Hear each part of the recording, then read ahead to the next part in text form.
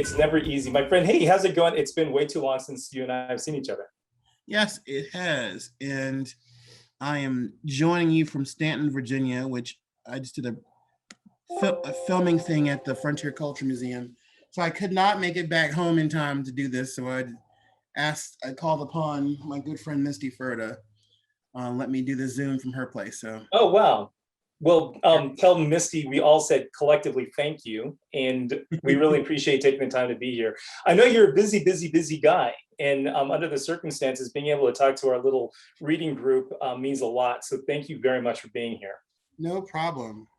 Great. Well, I'm just going to go ahead and start the conversation off with, the big question. I have had the pleasure of meeting you personally, and we've exchanged email and Facebook expressions for a couple of years now. But tell the audience a little bit about yourself and what you do as a cultural historian and food writer. So, I at first have to preface it by saying that a big part of the American food world isn't just the act of cooking or making food well or hospitality. A lot of it is imbuing food with meaning and creating a narrative that people will buy into. And we all know that the better the narrative is behind the food, the more we, I don't want to say fall for it, but we buy into it, right? When you go to a farmer's market and you see something, a vegetable or a tomato that's really pretty and looks enticing, and then the person tells you, well, this is from a German Mennonite farm in Pennsylvania, and it was rescued by, well, you have to have it, right? You just want it more than, probably equally tasty, like, college developed, university developed tomato, but that story is what sells it. And it's not just about what sells things or what makes things desirable. It's also about preserving human stories that are attached to ingredients and dishes. For me, it's not enough to just know that those people did that. It's an actual person in their life and their passions and their dreams that go behind the food that you're eating or the beverage that you're drinking. And so I resolved a long time ago to really sort of keep investigating the stories that go along with food. When I was little, I was growing up, we didn't have the Food Network and Cooking Channel. We had PBS on Saturday afternoon. Some of you all remember that. And you would have, everybody from the very problematic Frugal Gourmet to Yan Can Cook to Natalie Dupree to Joe Nathan to Floyd on Fish to the Galloping Gourmet to Justin Wilson, all these people. Don't forget Julia Child. Julia Child. Yeah, by my time, it was like, I kind of always was like, that was old timey for me, but Great Chefs of the West and Great Chefs of New Orleans was definitely exciting. But what got me with all of those programs was the moment when they would talk about the stories, the history behind certain dishes and foods. To me, that was more exciting than the technique. Of course, watching hundreds of hours of those shows and also being in the kitchen with my grandmother, basically the griot, the historian of our family. And also I had all four of my grandparents until the year before last. My maternal grandmother, when I was 13, she left us. And then many years later, my maternal grandfather, then my paternal grandmother, then granddaddy. But I had collectively between them some 350 years of lived history, but not just them, but the memories of their parents and their parents and their parents and their parents. And by the time you get to that generation, you're talking about the enslaved and free people of color. So for me, learning Black history in particular, my history, our history through food was something really deep. When I was doing the filming today, something hit me and it made me very emotional, was that every single time we sat down to eat, I was made very aware, especially if it was holiday food or our version of what Sunday dinner food was. That could have been any number of occasions. It was that idea that, the sweet potatoes had a story, the collard greens had a story. And And these things were always fresh. I remember going to the market, going to the garden with my grandparents on both sides and watching them select the food. Or my grandfather had, went back to being a farmer. So just, I have pictures of me when I was maybe 5 or 6 going out to the pick yellow, he liked yellow meated watermelons. That's what I remember about him. And we would go out and pick those. And my grandfather, and there's pictures of me when he was in his 90s picking, pecans and apples and peaches from his trees. And he was it was like a thing for him to be like, yes, I'm 95 years old and look at me. I still chop down trees and I still walk 2 miles to church. Walked. When he stopped driving, he walked to church. Y'all hear me? Would refuse a ride and walk those 2 miles down the road. And just that feeling of being with them. But also my best culinary teacher was my mom. She was bar none. She was the George Patton of the kitchen, I assure you. If I messed up or did anything, out. That was that way out. I mean, it was almost like a montage in a movie. Out, out, out, out. And the way, how many ways can you say the word out? When I was 6 years old, I was in the kitchen when we lived in, I think we were still in DC at the time. And I got up on a chair and I literally got on the chair and I put my hand up at the, we had one of those old fashioned, not really old fashioned, but one of those, 60s, 70s houses, light fixtures. And my mother walks in right at the opportune time. And my mother looked at me and she says, Michael, what in the hell are you doing? And I said, Mommy, I'm looking for God. She said, what? I said, I'm looking for God. I said, every time I'm in this kitchen, you point to that lamp and say, oh, Lord Jesus. And so I thought, so it was the only time I didn't get a whooping for something silly. My mother literally picked me up off of the chair.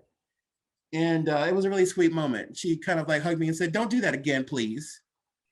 And I was like, okay, I got to please this time instead of go cut me a switch. That's good. So the kitchen is a very profound place for me, where I kind of sort of, kind of like my playground, where I felt the best. Well, so now you're also a historical storyteller. Yes. And I love in your book how you put into context your role as an interpreter at historic sites to ultimately share the narrative of the African-American foodways starting in the South, specifically at the time of slavery, and you trace it successfully back all the way to the African diaspora. And I'm very curious to know, what got you thinking about the pathway of that original Southern cooking, what we describe as soul food, going all the way back to the transatlantic slave trade of Africa in the 15th, 16th, and 17th centuries.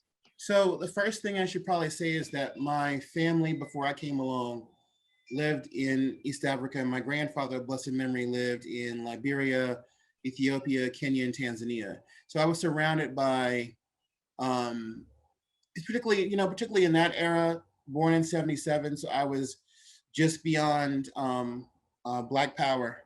And we were in the tail end of the second part of the civil rights movement, which, if you could probably say goes to 83, 84 with the Jackson presidential run. And so I was surrounded by things from the continent, artifacts and pictures and stories. And not just that, but DC is and was a particularly important area for African immigrants. So that wasn't distant to me, it was very close to me. So as far as what got me kind of like wondering and thinking was actually one of my greatest influences was Alex Haley. And I was trying to figure out, I tell people I came into the world with Haley's Comet.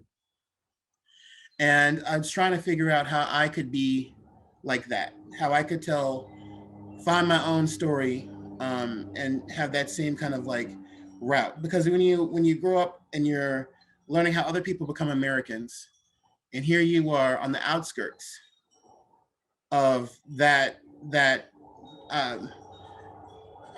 but no, there's no better word, fantasy, ancestral fantasy, My ancestors came here because they had a dream, or they were really poor, or they had religious freedom. And then for us, it's just, nah, you were just chattel. So how do you leap over that? How do you recover your dignity? So for me, it was just wanting to know about that story, but then I figured out that the food was more specific. The food could actually connect to the dots and create that leaping path. And places like Colonial Williamsburg, places like the Frontier Culture Museum, places like Chip Oaks Plantation, and other spots, London Town and Annapolis. I would visit these sites when I got older, after a whole childhood of just always thinking about this. I remember one of the first big papers that I did was a book report on the relationship between Africa and Brazil. I think I was in like the 7th or 8th grade, and I wrote 20 pages. You can't get you know how used to your teacher used to say write 1,000 words or something. You used to moan, and then every word was I am very, very, very, very, very, whatever.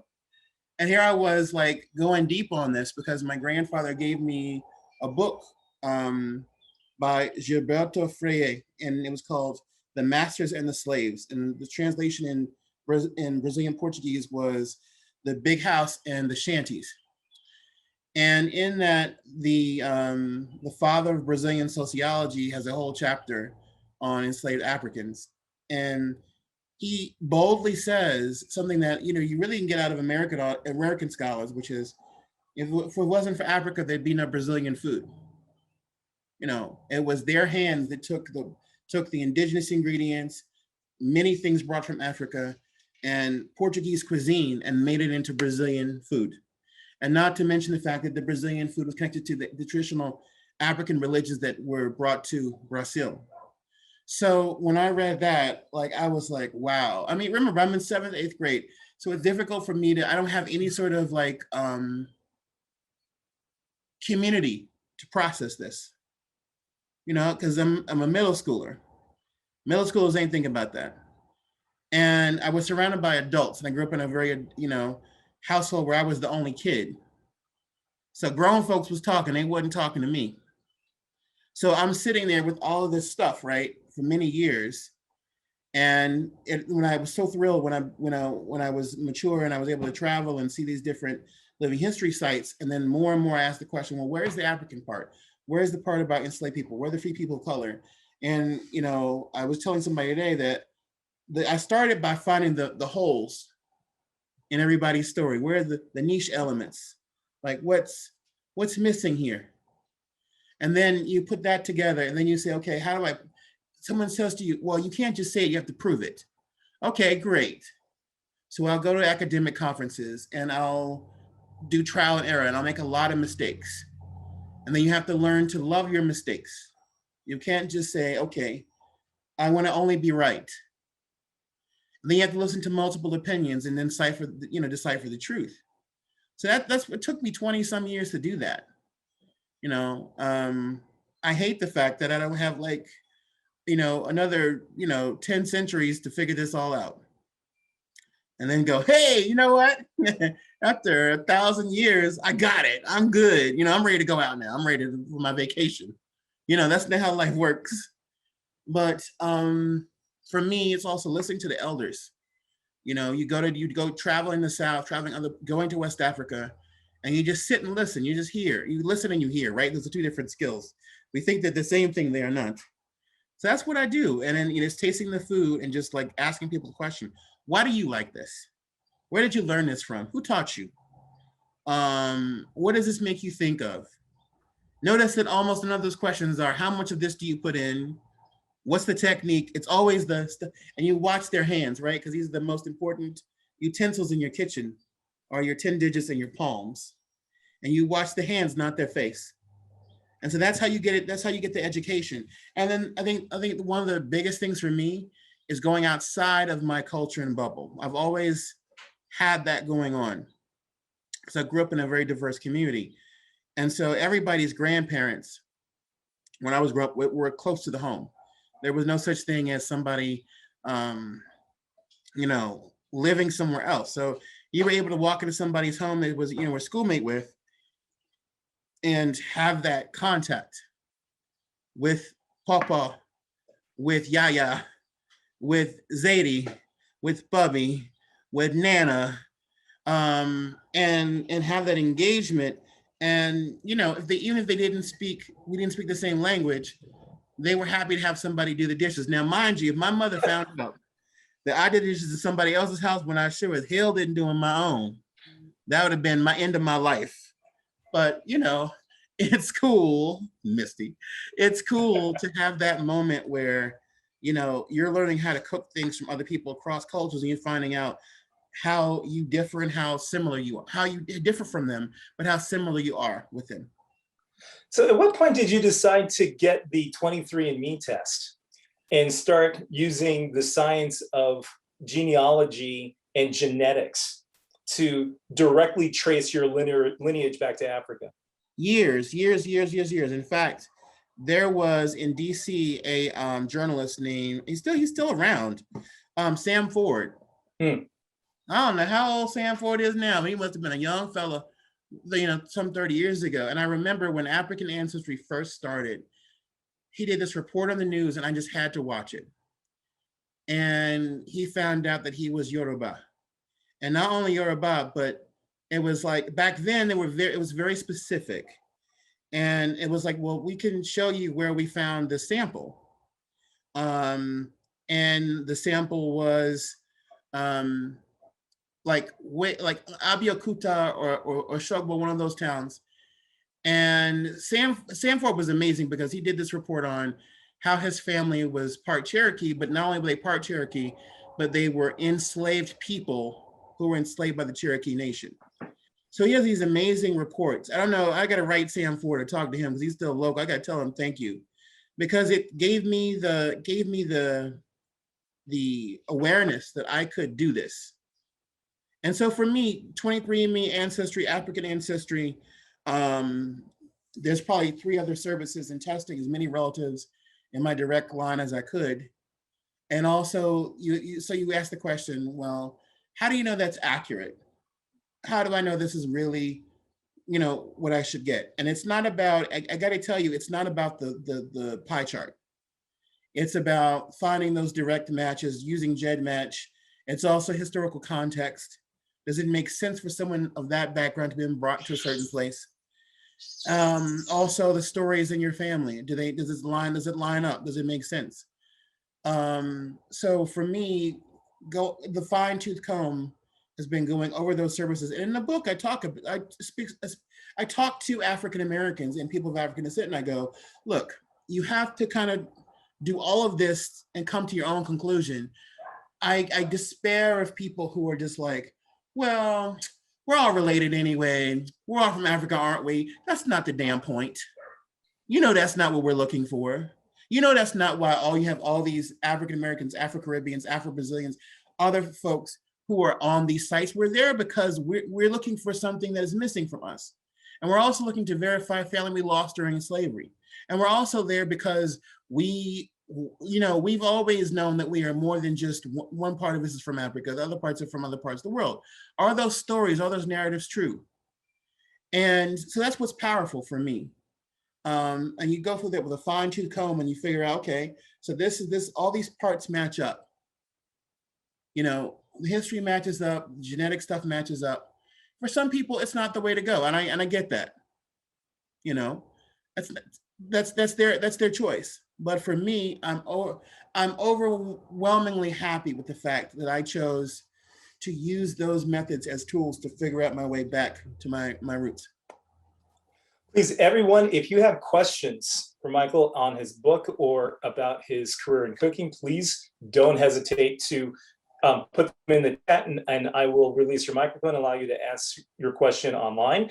For those of you who are just tuning in, and I'm going to apologize for our delay in getting started. I'm James Edward Mills, and I'm a freelance journalist, independent media producer, and creator of the Joy Trip Project, and the host of the Joy Trip Reading Project. Michael Twitty is the author of the book, The Cooking Gene. And I think more than anything else, what was really inspiring to me about your story is being able to take something that you're very passionate about, that was a big part of your personal history, heritage, and legacy and make a direct connection through time and space to be able to find your way back to the motherland. And you'd mentioned a moment ago that if it wasn't for Africa, there would be no Brazilian cooking. I'm curious to know if you think that if it weren't for African Americans, there would be no American cuisine. Without question, there would not be. It wasn't just the South, it was New England, it was Philadelphia, which was one of the early hearts of American dining. I mean, for us, there weren't really restaurants as we know them in mass. There were some, but a lot of them were tavern kitchens, and you ate at someone's house. Right. And the wealthier they were, the more they entertained. So the presence of the Black cook is very important. It's a very different relationship. I'll confess to something that kind of shook me a little bit. And then I thought about it a little bit, and then I was able to come to a resolution. Hindsight is a beautiful thing.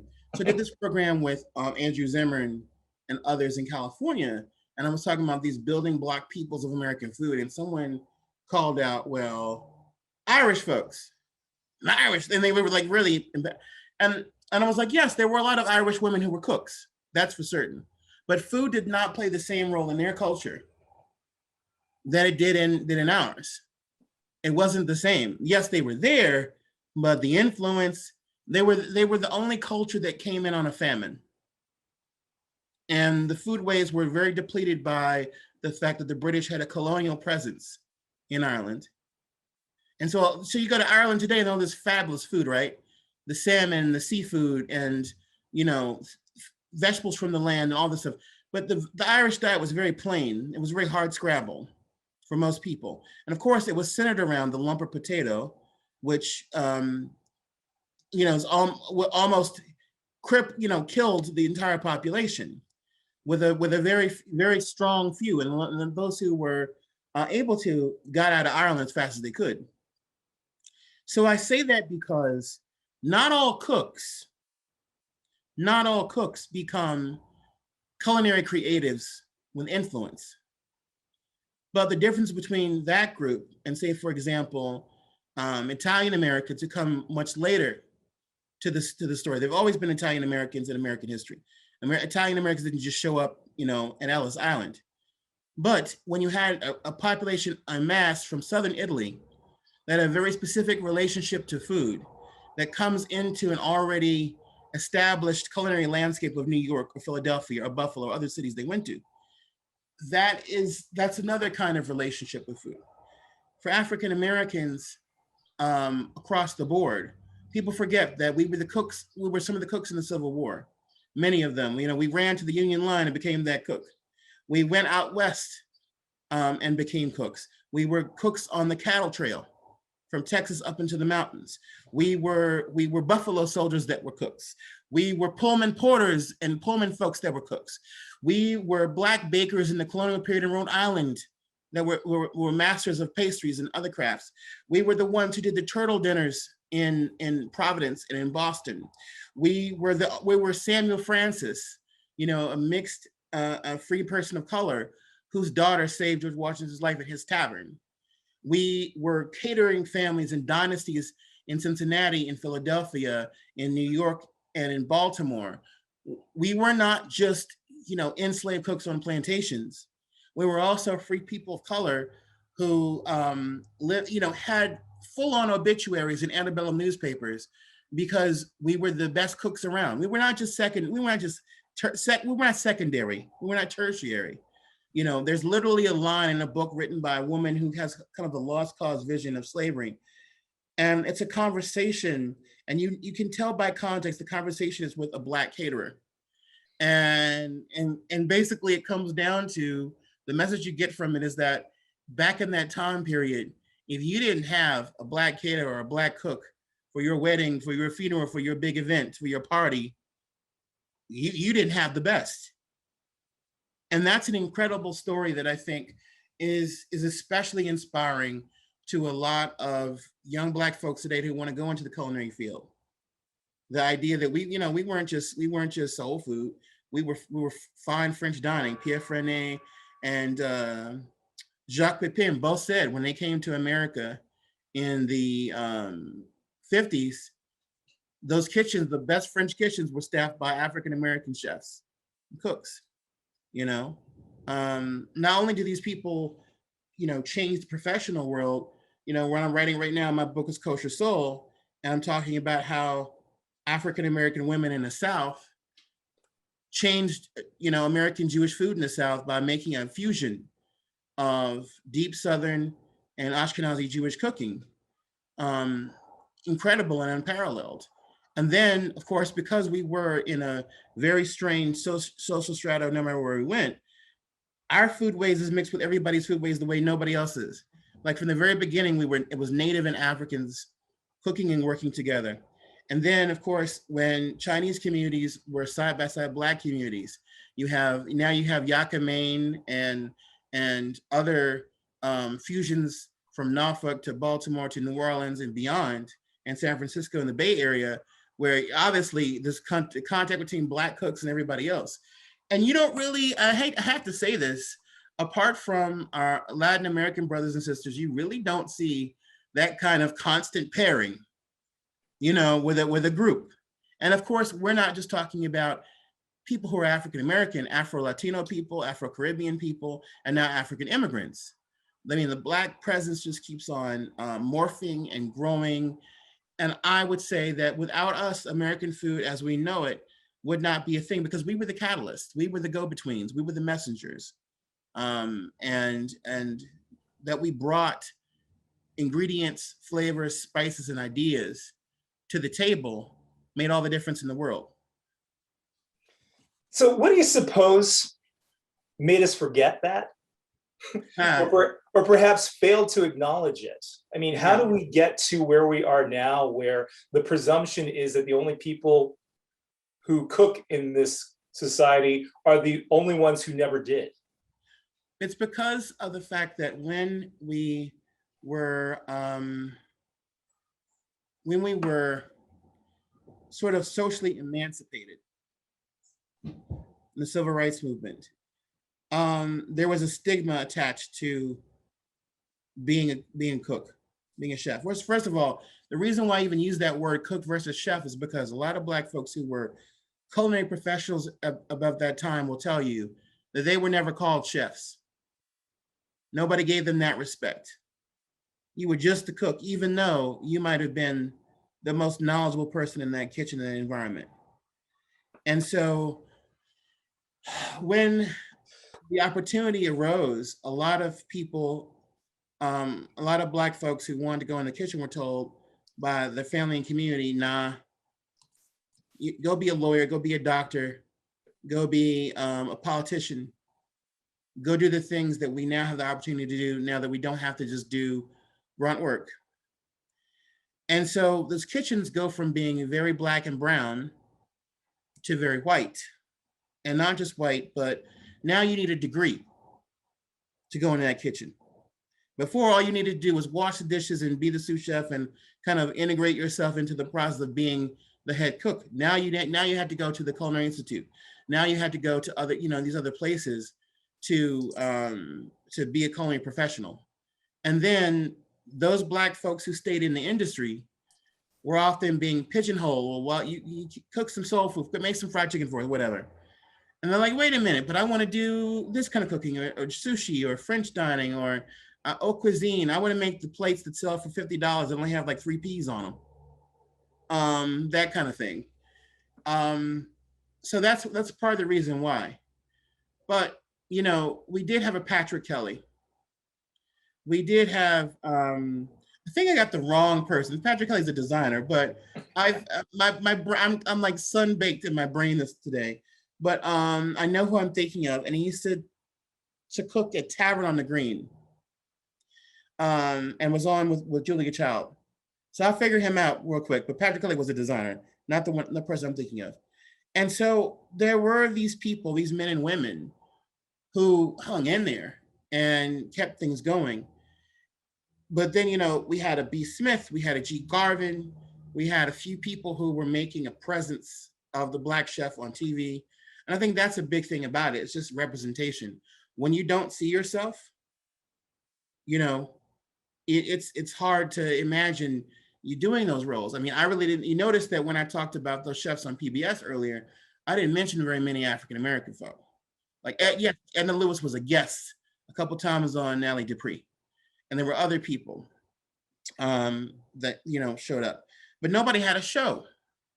And became a very important medium for African-American culinary, for culinary professionals, period. The dream was to, you know, excel in culinary school, work your way up, have a restaurant, and then be this young, hot star of the New York food scene or LA food scene. Well, how are you going to have that when you have no when your access to brick and mortar restaurants is curtailed by redlining and other forces, systemic racism? So it was a co-evolved situation where we had absence. You see what I'm saying? Mm-hmm. On the one hand, it was the community saying, that's not the kind of work we want to do. On the other hand, it was the culinary world saying, hey, we've had enough of you. And if anybody's going to have a book in their hand and a degree, it ain't going to be you. And so that's what led, you know, that's why I've talked a lot about the issue of appropriation. And I've refused to become the demagogue of appropriation like some people wanted me to be, because I'm a lot smarter than that. And I know that in a healthy multicultural society, we can participate in each other's cultures without that worry. But when we turn toxic, cultural diffusion morphs into cultural appropriation. And I have to say, I mean, even it was right before our very eyes in those PBS days. For example, Justin Wilson was not one drop Acadian. He wasn't Cajun, but he made you believe he was by putting on a phony accent. He was a comedian and entertainer. He was great at that, but he was a piss poor Cajun because he wasn't one. And anyone who knows that heritage knows that the dishes and the culture he talked, the kind of use stories and jokes to talk about is a very, it's a people with an exodus story, an exile story. It's a people with their own language that people were beaten in school for. You know, I will not speak French 1,000 times on the blackboard. And it's a people who have this also intersectional cultural origins. For example, you know, Cajuns aren't just white people in Louisiana for French origin who cook a certain way. It's obvious that the food, the language, the belief system was influenced by Africans and Native Americans that they existed with in the bayous and swamps of Louisiana, because those were the people who were running away to get their freedom. You feel me? So I use it as an example to say that when we talk about cultural appropriation, it's not always black and white or brown and white, or it can be within a European American context just fine. And it happens all the time. It's just that it's not as glaring. And I thought, you know, James, I thought about this a little while back because I let myself be pushed. I let my truth be pushed down by other people's nonsense. And then I realized something that, you know, people are going, well, who cares? It's you know, it's all in the marketplace of ideas. This is America, blah, blah, blah. Okay, great. And what I didn't realize the whole time was we had a legitimate reason to be concerned. Anyone who knows about Black music in America knows about crossover. About, you know, you did this, but the white artist did this, and they got more records and more recognition, and you died a pauper. Well, that's not just music, that's food, that's so many cultural institutions in America. But it's not even just that. It's like when you go to the plate, as a marginalized or oppressed group or minority group, you don't have the same experience as somebody who didn't have to earn those stripes to put that food on that plate. So when I go to that plate, whether I like it or not, someone may say to me, you know, Michael, that soul food is what's killing y'all. Okay, who asked you for your opinion? That's the first thing. Second of all, your tears are tasty, so I'm about to hurt you. So the bottom line is that we don't, when we go to that plate, we go to that plate with the Middle Passage. We go to that plate with Jim Crow. We go to that plate with segregation. But the thing about it is people don't understand is that we've always understood that, but we've always approached that plate as a flag of our Black joy. You know, I'm also an American Jew. the joke we tell at every single Passover Seder is, they tried to kill us, we won, let's eat. You know, so I think that people who don't have to pay that same price to get to that plate don't understand that we have a legitimate reason for feeling the way we do about people taking our culture lightly and not understanding the sources, the texts, the scriptures, the means and the modes by which we honestly came to our culture. So I've basically told people, nah, I don't have to make you feel good about what I'm saying because I'm a scholar. I have to, you said I had to be twice as good to be just as good. So I was 5 times as good. Deal with it. Well, consider it dealt with. First of all, I want to also congratulate you on appearing in the new show on Netflix. It's airing tonight. Yes. I got to tell you, ladies and gentlemen, I did not plan this interview, and I love that this just happened to coincide. It's called High on the Hog. And it's based on a fabulous story about the foodways that we're talking about. You know, first of all, tell us how you got involved with that particular project and what's your contribution to it. I haven't seen it. And as soon as we're done talking after I have dinner tonight, that's what I'm queuing up to watch on Netflix tonight. But tell me what we can expect when we tune in. So it's a work of the career vision of Dr. Jessica Harris.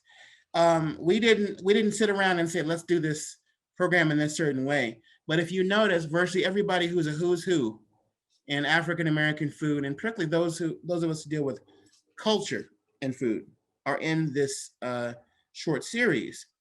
And so I guess in some ways, in a very sort of distracted, disparate way, it's kind of a family reunion of the scholars who've done this work. And when I say scholars, I don't just mean people in academia. I mean people like my friend Gabrielle and BJ and Miss Sally Ann Robinson, who was one of Pat Conroy's students. The investment he made in that community paid off because now we have a world-renowned chef among the people who he taught so long ago. And it's all these different voices of women and men coming together to tell the story of, African Americans' impact on American food.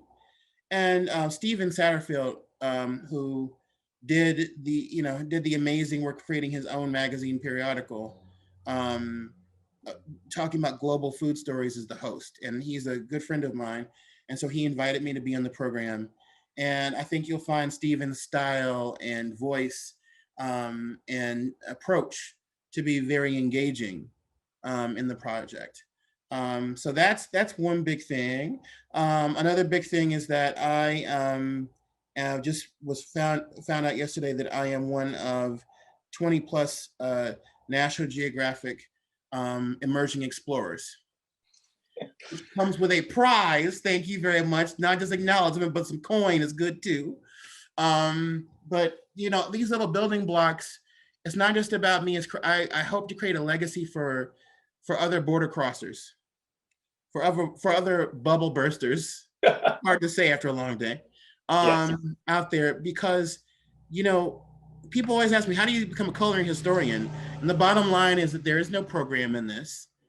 But I remember how I had to defend what I do. I got an invitation to come to the Oxford Symposium on cookery. That's like the biggest food culinary historian conference in the world, and happens every year in Oxford, England, at the university. And I remember being on that stage and being one of, I was the only Black male. I was one of 10 to 15 people of color in a crowd of 300 plus people. And I never forget that feeling of getting up there, delivering my paper and going, I have to get this right.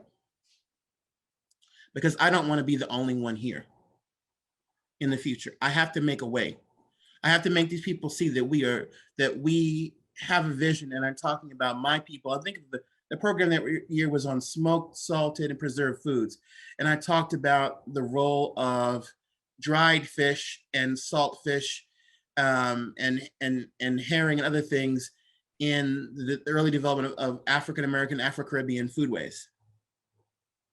And I was more nervous than I've ever been before in my life. And Sydney Mintz was in that crowd, and Claudia Roden was in that crowd. Ken Albala was in that crowd. There were the people who I had read for many years. I now had to make the case that I belonged in those circles. And lo and behold, it was a success. And they don't publish everybody's paper in the resulting book. But later that year, there was my essay published in there, the conference papers, as its own book for all these food scholars to buy and have on their shelves. And it was particularly a very proud moment for my mom and I, because she got sick and she wasn't able to. She passed away several years after that. But my mother grew up in England for a small portion of her adolescence. But she got to see her boy go to England, go to Oxford to do this paper and tell the world that we here. As we say, as the kids say, we out here. Nice. Well, we have a couple of questions from the audience, and I'd like to ask Sarah Gottlieb to unmute her microphone and ask your question. Sarah, take it away. Yeah, thank you. And I'm really enjoying this. I really enjoyed the cooking gene. Thank you so much, Michael, for spending this time with us. One of the things that you talk about in the cooking gene is your experience doing historical interpretation and demonstration at places like Colonial Williamsburg. I went to the College of William and Mary in Williamsburg in the early 90s, so spent a lot of time, exploring all of those sites, which was kind of a weird experience, to be honest. And one of the things that I found the most odd was the lack of representation of the lives of enslaved people. Like it just kind of wasn't mentioned, or if it was like, very off to the side. And I'm curious if you're finding that those types of places are getting any better at representing the lives of enslaved people and free people of color. Is that changing?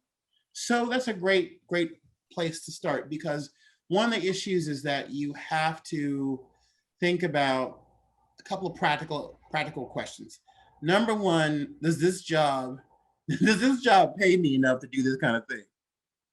That's the first question that a lot of, particularly, 20s to 40s is usually typical age for most interpreters. You have to ask yourself. The second thing is that I think they ebb and flow. That's the best answer. What I've seen across the board is a very typical frustrating pattern of, okay, we see this absence, let's try to imbue the space with new stories.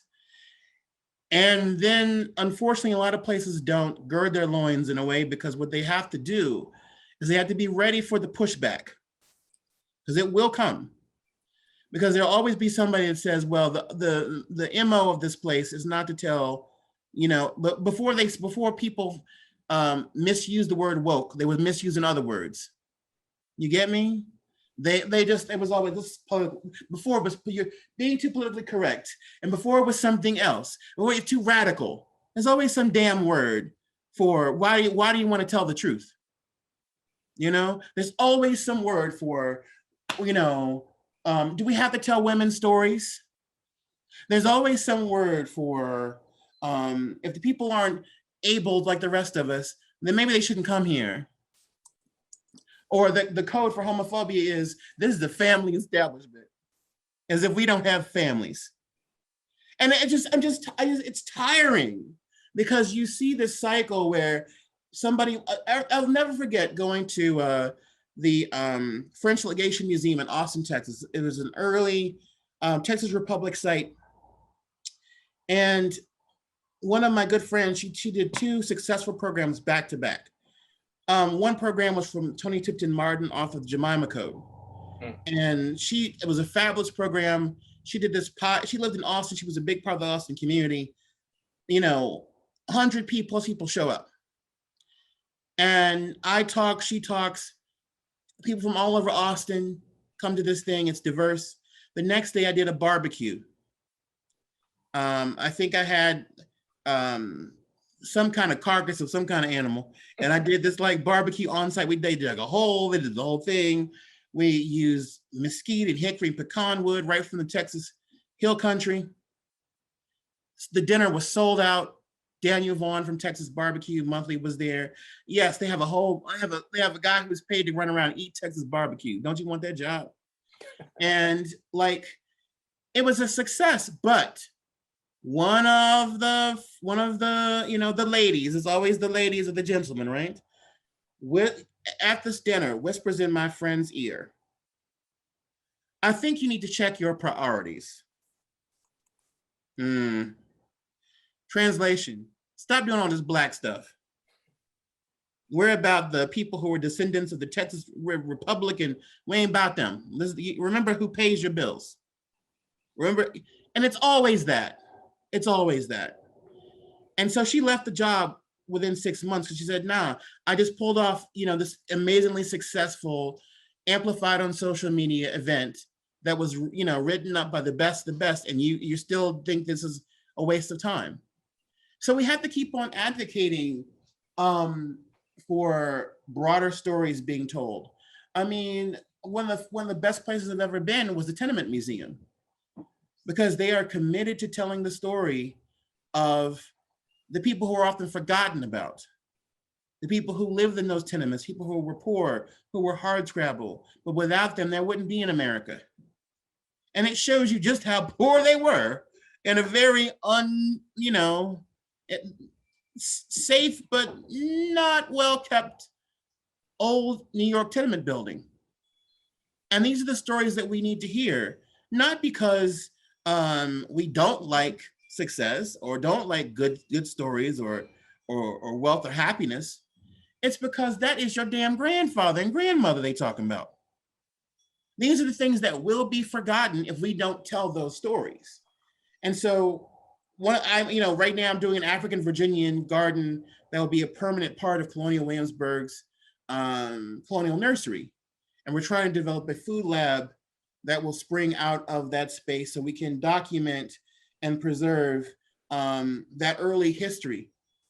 Not just the history, but the methods. And it's the difference between talking about the food and actually going through and saying, okay, how did they cook these foods? According, what was available to them if they were in the city, if they were in a big house, if they were in their own communities where they had less access to some of the finer tools of cooking. We know what parts of West Africa people came to Virginia, and specifically the Tidewater. So how do those, I've gone to Nigeria, I want to go back there and go back to Ghana and other places so we can actually do more work to connect those stories and make things happen. So I'll put it like this. It's not as bad as it was, but it ain't as good as it could be. Yeah. Wow, thank you so much for your question. Next question I'd like to ask Jennifer. Jennifer Hines, can you go ahead and unmute your microphone and ask your question? Yeah, hi. Hi, Michael. And it says that it's Max Hines. It's because my son renamed it and I can't undo it. No worries. I was hoping that maybe you could talk a little bit about Black family barbecues. Yes. Because this is kind of, to me, quintessentially as an outsider, this is, as a Jew, I think of almost a Seder, right? Where everyone has a role to play. Right. And the food has to be just so, but there's also a whole role-playing thing that goes on. Yes. And so I'm hoping that maybe you could talk a little bit about Black family barbecues and about your interpretations of where does this come from and what does it do? So it's really funny that you said that, because after I bought Legos, like Lunar New Year dinner set, I have a rule. I buy all Legos that are food related. And so this one's really cool because it's a Chinese American family having like Chinese New Year dinner, and the little food things are there. It's cute. But then I was like, can I have like a Passover Seder Lego set and like a Black family barbecue set? So you just like called out two of my biggest Lego fantasies. And Lego, Lego, if you hear this anywhere where you are, I am there to design for you. Bring me to Denmark when I you mean, know. if they could do over. the Golden Girls, why Yeah. can't they do? Oh, what? Did I miss the Golden Girls Lego set? Yes, you did. Girl, bye. I'm Sorry. man. Yeah. Okay. You know what, James? We done. I gotta go find this set on eBay. But look, I think that first of all, there were so many things about me as a Black American that didn't make complete sense or didn't have the same feeling until I went to West Africa. And I was like, oh my God, I know where we get it from. We are some loud, spicy food eating people. My God. And we love to party. And we party like it's work.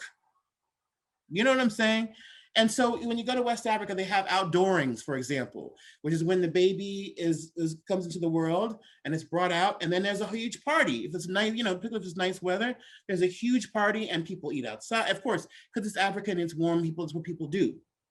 But we had barbecues as maroon people, as people who resisted enslavement, and we had barbecues on plantations. That were one of the few times we were allowed to have our own personal freedom space, and eat food that was better than usual. We had barbecues that we used to set off the first Juneteenth. So that became a huge part of the Texas tradition of celebrating Juneteenth, was having these parties and barbecues outside. And if you go to other parts of the African Atlantic world, Jamaica, Brazil, Haiti, you name it, this sort of like outdoor food and cooking family rituals are important. There is nothing like a Black family reunion, because it takes the best parts of the Sunday dinner tradition and the barbecue and other elements, and it brings them all together. There is something about it. People forget that eating outside and eating barbecue and these things like that, they were not part of the West European tradition, because that wasn't their world. Their world was indoors. Also that eating with utensils eventually became to symbolize a certain amount of, for lack of a better term, they thought it meant they were more civilized, more Christian. And it was the other people who ate in queer ways that made that, okay, we don't do that. But you know what Americans did? They started eating that corn and cob like Native people did. They started eating that barbecue outside like African folk did, So they started to have those gatherings like Latin American communities did. There's not Puerto Rico. You go to Puerto Rico, Mexico, Brazil, Colombia, Peru. I mean, they all have their outdoor party barbecue traditions as well. Probably because of the same mixture of African, native, European, African. So, to me, all those elements come together. So I feel like some of the rituals and some of the things that I've joked about in some of my blog posts, for example, like at a Black food gathering, especially a Black barbecue, who makes whose plate is political, And I figured, I'll tell you why in a second. It sounds weird, but so for example, let's talk about a dream world where everybody's fine with everybody else's identity. Let's just start there. This may not apply to some folks, but if I am not married, my mother, my auntie, my grandmama, whoever can make my plate. You hear me? But if you have a partner, a girlfriend, a boyfriend, a spouse, whatever, they might, one of the rituals that says you're okay is that they're allowed to make that plate. But watch this. If I'm hooked up with somebody and my brother's girlfriend tries to make my plate, or some woman or some dude, depending upon my orientation, tries to make my plate who is not attached to me, fights will occur. Because, And then when I was in Ghana and in Nigeria, I noticed there was the same exact rule. I saw this fight almost break out because homeboy's sister-in-law was trying to bring them food. And the wife was like, nah, you don't bring my man no food. That's between either his mama brings it or grandmother or me, but no strange woman. But I'm not a strange woman. Yes, you are. Don't touch my man's plate. So I figured it out. There's a pecking order, number one. But number two, it's even deeper than that. So like, okay, you'll appreciate this. In rabbinics, there's a saying, the more wives, the more witchcraft, which sounds incredibly misogynist, but it isn't. It meant that when people in Judaism were polygamous, the women would use amulets and other means to be the number one woman of the dude. Same thing happens in Africa. And then there's a superstition, a belief that is not, it carries down to us. My mom knew about it, my mother, grandmother, everybody, that somebody might hex your food in various ways. We ain't gonna talk about that because that's grown folks' business. And that's also very deep in the culture, and it sometimes has some TMI elements to it, which I don't want to go into. But the bottom line is that it comes from the idea that if you let somebody else mess with your dude or your woman's food, then you might lose them. But it's also we're weird about our food anyway. We want to. I have a brand new T-shirt from Soul Footy that says, "Who made the potato salad?" Ancient African American proverb.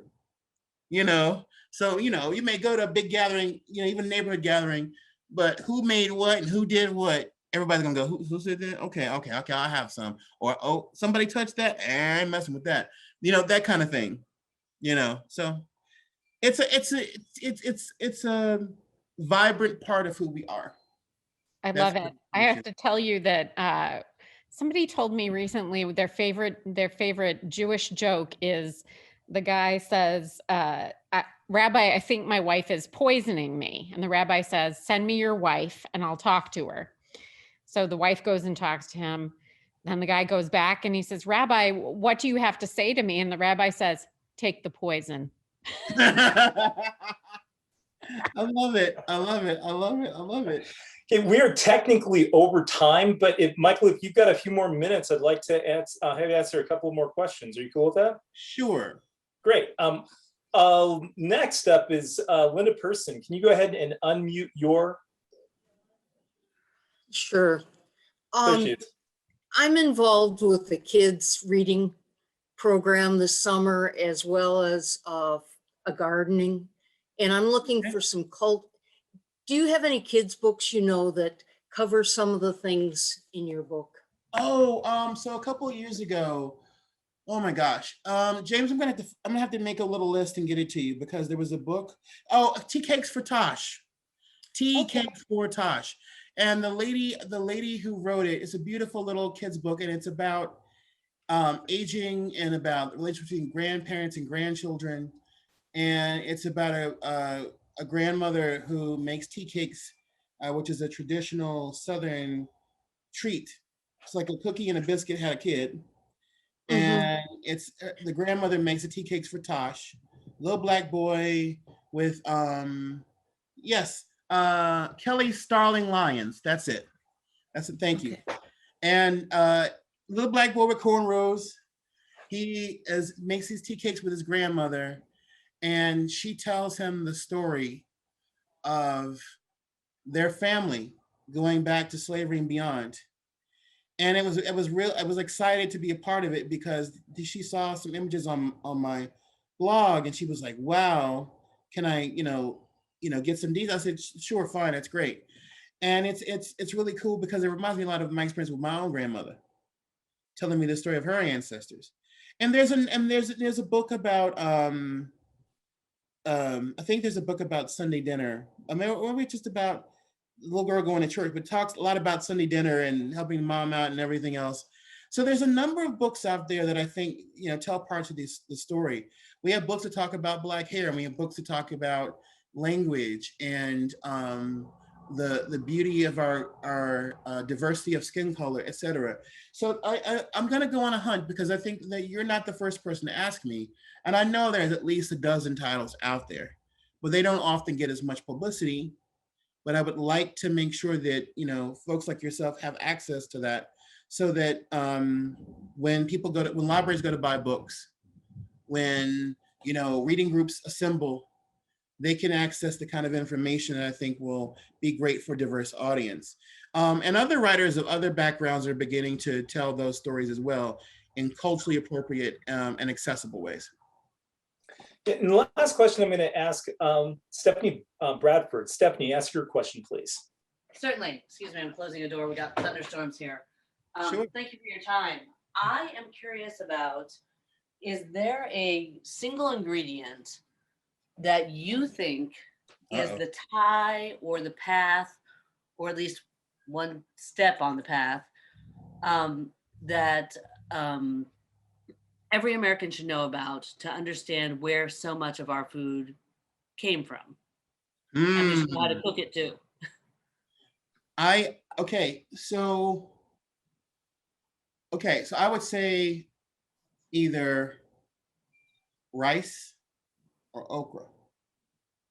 And I say both of those because those are intrinsically part of that African Atlantic, West African heritage, but they're also global, okay? Because okra plays a role in predominantly African, then Middle Eastern and Latin American, South Asian, and Southeast Asian foodways, even though it comes out of originally North Central Africa. And I say this because I went to the Levine Museum of the New South many years ago, and there was this really incredible exhibit. The whole goal of the museum is to talk about the uniqueness of Charlotte, but doesn't read as a Charlotte museum. It reads as a museum that tells the story of the South after the Civil War and all the different aspects of the culture of contemporary Southern cities. And they had this really incredible exhibit about the diversity of Charlotte.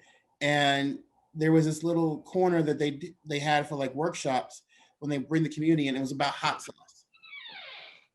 And I thought that was cool because there was like an Indian hot sauce, there was like the Texas Pete and other Southern hot sauces, and there was I don't forget what the name is, but the hot sauce you see in a lot of Mexican establishments. And there was, of course, like hot sauces that were hot or spicy from Southeast Asia. And the point was that everybody had this connection to these spicy condiments as not only global human beings, citizens, but also Americans, also Charlotteans. And so for me, when you tell something that has like multiple lenses, for example, rice is both this ancient Asian food and ancient African food on its own merits. And just telling that story of how it got here, who grew it, but also how other immigrant communities came in and also helped popularize the ingredient. I mean, you can find rice at a Chipotle, you can find rice at Chinese restaurants, you can find risotto is like the Italian, the Italian gourmet thing, basmati rice, rice from the Caribbean, rice and Brazilian food. I mean, it tells a lot of stories, but it's also something that shoots you back to the narrative that you can't tell the story of American food without the story of Black people. And I think that's so important to have both those that global lens, that Afrocentric lens, and understanding what that means for the American future. You know, if we're all, anybody of any background, of any political belief system or mentality can eat this food. But the question is, can we respect each other? Can we appreciate each other? Can we understand, and not just understand how the food got there, but how the people got there, and how much we should have empathy, compassion, gratitude, celebrate each other's joy and hospitality. I mean, if we need to get to the point where the music, the culture, the language, the food, everything points us back in the direction of respect for other human beings and the absolute gratitude for the fact that we live in a country where we are blessed to be contaminated with each other's cultures. We ain't never been pure, we ain't gonna be. So why not just celebrate the fact that we have a common humanity and we're made in the image of God? Wow, thank you so much for that. And I gotta tell you, when I read Stephanie's question, I knew he was gonna say okra. But I gotta tell you, man, okra is the one thing I would not eat to save my life. Oh, mine is chitlins. Oh man, all right, there's a continuum. You know, I'll eat my grandmother's chitlins, and she's been dead for 20 years. You know, the long and short of it, though, is that okra is two things that food should never be at the same time: fuzzy and slimy. It don't have to be, James. All right, sorry. So your mission is to convert me into an eater of okra. I don't know if you remember when you visited Madison. I can do that. Okay, all right. Challenge accepted. Heard. Okay, I love it. Okay, we're gonna congratulations on your National Geographic Explorer notification. Welcome to the National Geographic family. I'm so grateful for this conversation and for everyone's participation tonight. I'm gonna call it. We're actually 15 minutes past time, but we started 15 minutes late. So thank you so much, Michael, for a fabulous conversation. Before I let you go, tell us what you're working on right now and what can we look forward to seeing from you in the future? I am desperate to finish Kosher Soul. I'm having absolute elephant gestation on this book. And I just want to get it done so I can do other things. But I love it. It's very dear to me, like the cooking gene is, but it's just a lot. It's just a lot. And there's some mental blocks there. It's like a lot of material and I got to figure out how to put it into one braid. You know what I'm saying? I do. So I'm working. Someone said to me the other day, I go, Mr. Twitty, you are intersectional, but you are a busy intersection. So I said, that's about right. So yeah, busy intersection with a lot of traffic. Shit, some cars that don't belong there. We're gonna talk about that later. Wow. Well, again, thank you so much. Ladies and gentlemen, this has been a fabulous conversation. I'd like to thank very much the Nelson Institute for Environmental Studies for offering us the access to the university Zoom line at the University of Wisconsin-Madison. Also, thank you so much for the financial support from Ceres Innovations, Outdoor Research, and my National Geographic Explorers grant to provide our speakers every month a small stipend to compensate their time, because as the saying goes, friends don't let friends work for free. And finally, I want to invite you all to our discussion next month, where we will discuss The Unlikely Thru Hiker with Derek Lugo. If you are not yet, please become a fan or a member of the Joy Trip Reading Project on Goodreads, and also our group on Facebook. I'm going to call it. Thank you so much for a lovely evening, and we will look forward to seeing you again next month. Michael, thank you so much for being here, and happy eating, everyone. Good night.